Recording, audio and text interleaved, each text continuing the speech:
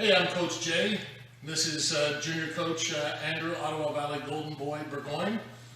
And today we're going to talk about the top 10 mistakes that beginners make during sparring.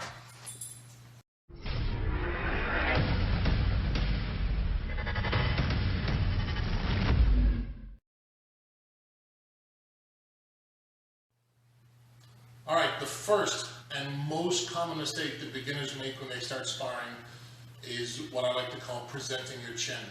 You're doing a couple of things when you do this, but first let's actually show you the example of what it means to short arm to present your chin. So if Andrew takes up his stance and we're fighting, okay, very often what will happen is he'll throw his punch, go ahead, short arm, there you go, and he's pulling his head back. He's doing that because he knows he's in engagement distance, and he's trying to avoid me hitting him in return. But when you do that, not only are you really exposing your chin, so that if I have range, now I'm going to hurt you. This is one of the mistakes that beginners make, that if they make it, I won't allow them to get into the ring to actually have their first bout. To me, this is one of the critical errors that beginners make. Some coaches will let you in the ring like this. I absolutely won't. So they do it again. If you get hit, you get absolutely wrecked from this position. Boom, your chin is not protected by your shoulder, and you're legitimately bringing it up to present it to your opponent. The second thing that you do, go ahead. Look at his reach. Not for a real jab. If he wanted to hit me good with that, just hit me light. Yeah. He can hit me from there, right there. Go ahead. He can hit me from there. It's not a problem. Now, with short arms, he can't. So you're actually manipulating your own range to make your jabs and your punches less effective.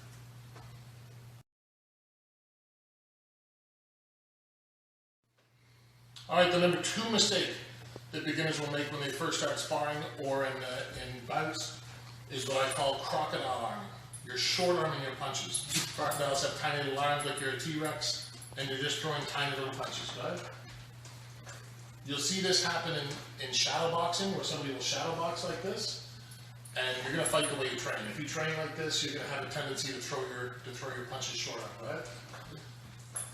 He's got nice long arms. I can come in here. He can hit me from there, but now I can hit him from there, and he's not able to utilize his length. If he wanted to blast me from that position, if he actually used a full length punch, he could blast me from this range. But he's not. He's short arming his punches. And part of that is an unwillingness to fully commit to hitting your opponent. And part of that is just the way you train. If you shadow box like that, you're going to punch like that. So try not, when you're in shadow boxing, try to throw your punches full range, full speed. Utilize the range that you've got so that you can hit him and can't get hit in return. That's the whole point of the game.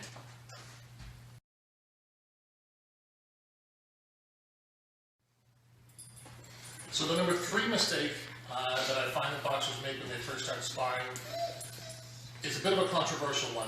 I think it's a critical mistake, but what it is switching stances. Everybody wants to be slick. They want to feel like they can fight from both stances because it can be, for the more experienced boxers, it can be a very good tool. You're now coming at people from different angles. They don't expect it. Totally get why somebody would want to do it. But at the beginning, it's training what I like to call your floor, which is the lowest skill level you can have. The highest skill level you can have, if you're talented, that's your ceiling. I would prefer to train your ceiling as opposed to your floor. I don't want to train somebody who's okay at a lot of stuff, but not really good at anything. If you're training both sides, you're taking half of your time away from how good you could be in one stance. So in my opinion, as a beginner, it's not a good decision, and I feel like it makes you a much less effective fighter because you haven't mastered the one side yet. You don't know the nuances, the angles, the things that having a second stance can do for you. You don't know what those things are yet. So stick with your first stance. If it comes in your kind of style, like it does with Andrew, he fights in and out of southpaw, but it took you a good 5 or 6 fights, 7 or 8 fights to actually start doing it effectively, wouldn't you say? Yeah. And even still, he'll move into a southpaw stance and immediately go back out of it. He'll throw what we like to call his Dempsey jab, because it's a switch into a southpaw stance, throw a jab, and he immediately goes back into his regular stance. he's never fully fighting out of his southpaw stance, because that would take time away from developing his main skill set as an orthodox fighter. So in my opinion, switching stances is a no-go.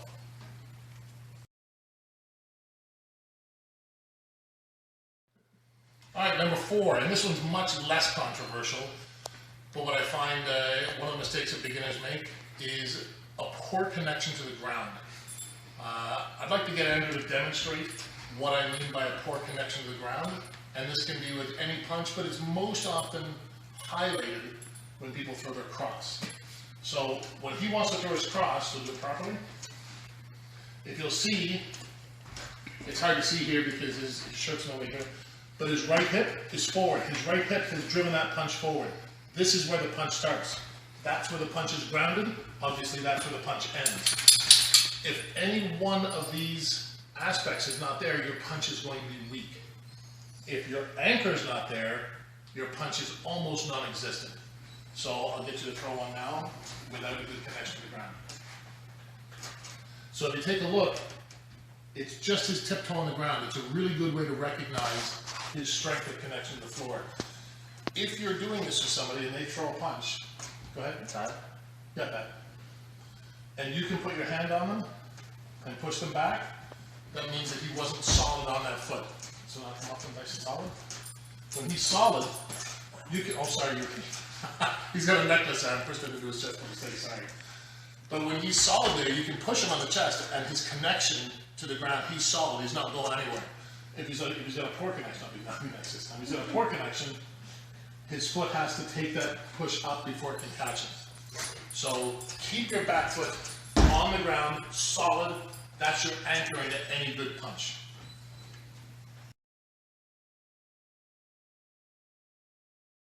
All right, number 5 is your hips not driving the punch.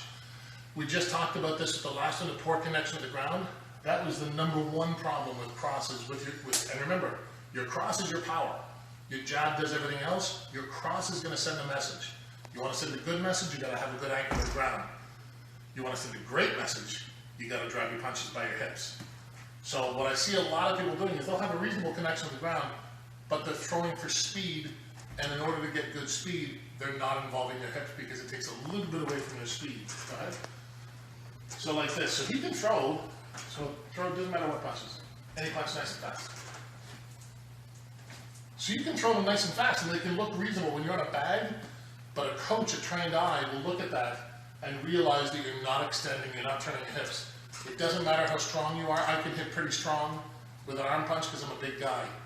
Andrew can probably hit me harder with a proper punch, letting his legs connected, his hips turning, than I can just with an arm punch. And that's natural. Now, if I throw my legs into it and my hips are driving the punch, it'll be that much more powerful. But you've got to drive it with your hips. Anchored by the feet, drive by the hips, right? There you go. As he's throwing it, he might as well be visualizing, trying to get his hip to touch the person in front of you. Obviously that can't happen. Your hip's not, it's not going to reach out. But you do it as though your hip is driving the punch first. You do that, good connection on the ground, the connection to the face will be that much better.